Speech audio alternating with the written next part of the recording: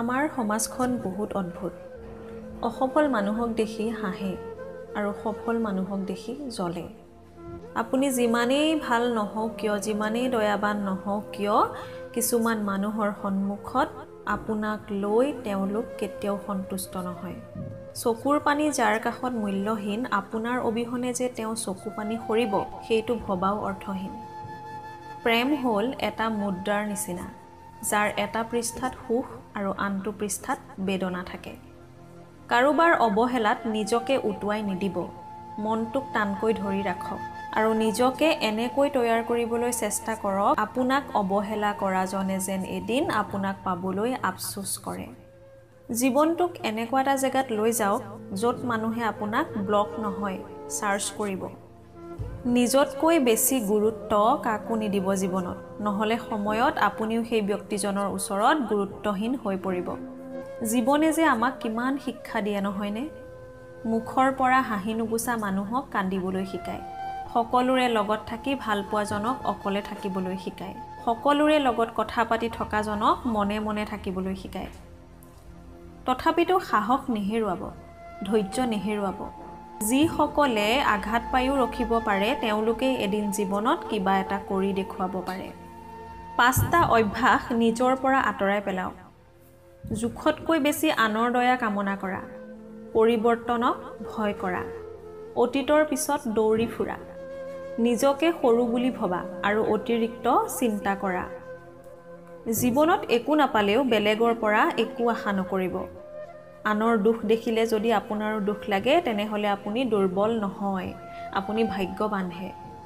কাৰণ ভগৱানে সকলোকে মন দিছে, কিন্তু মানৱতা কম সংখ্যকেহে অৰ্জন কৰিব পাৰিছে। এই পৃথিৱীত সকলোতকৈ শক্তিশালী সিয়েই, যি ৰাতি কান্দে, কিন্তু ৰাতিপুৱা এনেকুৱা আচৰণ কৰে যেন তেওঁৰ একোৱেই হোৱা নাই। যি সম্পৰ্ক লোকৰ কথাত ভাঙি যায়, সেইটো কেতিয়াও সম্পৰ্ক নাছিল, সেইটো প্ৰেমেই হওক বা বন্ধুত্বই।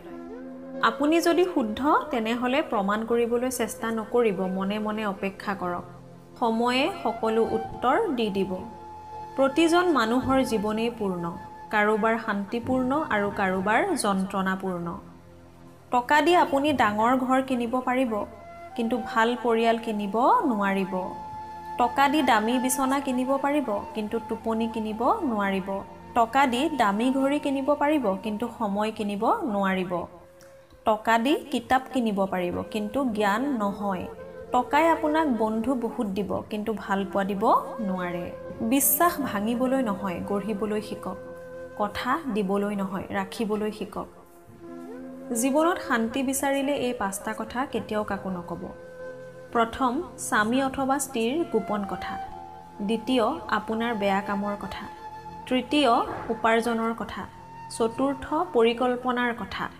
আৰু পঞ্চম, আপুনি যদি জ্ঞানী হয়, তেনেহ'লে সেইটো আনক কৈ ফুৰা। আপোন যেতিয়া পৰ হয়, তেতিয়া তেওঁলোকক ত্যাগ কৰাৰ বাহিৰে আৰু কোনো গতি নাথাকে। কথা কোৱাতকৈ চিন্তা বেছি কৰিব। মনত ৰাখিব, যিটো মাছে মুখ বন্ধ কৰি ৰাখে, সেই মাছ কেতিয়াও বৰশীত নফচে। সময়ৰ সৈতে বুজি পাই গৈ থাকিব, এই পৃথিৱীত প্ৰয়োজন অবিহনে কোনো কাৰো কাষত নাথাকে। ভালপোৱাত ইমান কষ্ট যদিও মানুহ ভালপোৱাৰ পিছতেই দৌৰি ফুৰে। নিজৰ জীৱনক আনৰ জীৱনৰ লগত তুলনা নকৰিব, কাৰণ বেলি আৰু জোনৰ মাজত তুলনা নহয়। জোন আৰু বেলি নিজৰ নিজৰ সময়তহে উজ্জ্বল হয়। কাৰোবাৰ বিপদ দেখি কেতিয়াও আনন্দ প্ৰকাশ নকৰিব, কাৰণ অহা কালিলৈ আপুনি কি অৱস্থাত থাকিব সেইটো আপুনি নিজেও নাজানে। সময়ে কাক কলৈ লৈ যায় কোনেও নাজানে। সকলোতকৈ ডাঙৰ নিচা হ'ল কাৰোবাৰ মায়াত আবদ্ধ হোৱা। মুখৰ ভাষাতকৈও গুৰুত্বপূৰ্ণ হ'ল চকুৰ ভাষা, য'ত অসত্যৰ কোনো অস্তিত্ব নাই। আবেগ হ'ল মমৰ দৰে, কিছু সময়ৰ পিছত নাইকিয়া হৈ যায়, আৰু বিবেক হ'ল সূৰ্যৰ দৰে, যি কেতিয়াও নাইকিয়া হৈ নাযায়। দুখৰ অভাৱ নাই বাবেই সুখৰ দাম বহুত বেছি এই মায়াৰ পৃথিৱীত। ধন্যবাদ।